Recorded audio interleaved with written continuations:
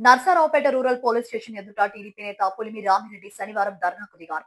రైతుల ప్రయోజనాల కోసం చేపట్టిన రోడ్డు అభివృద్ధి పనులకు అడ్డంకులు సృష్టిస్తూ తనపై వరుసగా అక్రమ కేసులు నమోదు చేస్తున్నారని ఆరోపిస్తూ స్టేషన్ ముందు బైఠాయించారు. ఈ సందర్భంగా రామిరెడ్డి మాట్లాడుతూ పాలపాడు అన్నవరం రహదారి విస్తరణ పనులకు గ్రామ రైతులందరూ సహకరించినప్పటికీ కొందరి ఫిర్యాదులు ఆధారంగా తనను లక్ష్యంగా చేసుకుని గత 6 నెలల్లో పలుమార్లు కేసులు నమోదు చేశారని ఆవేదన వ్యక్తం చేశారు. తామిచ్చిన ఫిర్యాదులను కూడా పోలీసులు స్వీకరించడం లేదని ఆరోపించారు.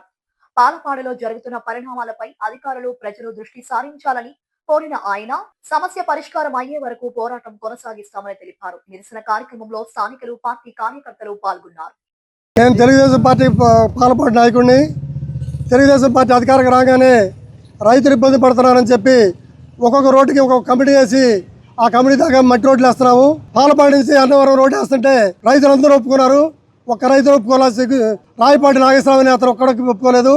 అతని ఇంటికి పోయి ఎంఆర్ఓ నేను బతీలాడు వచ్చాము, ప్రజలకు ఉపయోగపడే రోడ్డు, నీకు ఉపయోగపడే రోడ్డు అని. అతని కొడుకు లోకేష్ గారి ఆఫీసులో తిరుగుతున్నాడు. ఇప్పుడు ఆ లోకేష్ గారి ఆఫీసు నుంచి మరి అధికారులు బతీలాడడం, మరి ఏం చెబుతున్నాడో తెలియదు. కలెక్టర్కో, ఎస్పీకో, లేకపోతే డిఎస్పీకో, ఎస్ఐకో ఫోన్ చేయగానే లోకేష్ ఆఫీస్ నుంచి ఫోన్ వచ్చిందని ఇప్పుడు ఈ 6 నెలల్లో నా మీద 5 కేసులు కట్టారు.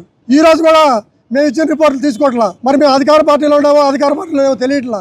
అందుకని అడగడానికి వస్తే పోలీసులు నిర్లక్ష్యంగా సమాధానం చెబుతున్నారు. నీకు చెప్పాల్సిన అవసరం లేదంటున్నారు. మరి అందుకని మేము ఇది ప్రజలకైనా తెలియజేస్తాము. మేము చేసే వాస్తవ పరిస్థితుల్ని మరి ప్రెస్ కూడా వచ్చి ఏం చేశారు పాలపాటులో, అసలు ఏం జరిగింది తెలుసుకోవాల్సిందే కోరుతున్నాము. ప్రజలకు కూడా తెలియాలని చెప్పి నేను పోలీస్ స్టేషన్ ముందు కూర్చున్నా.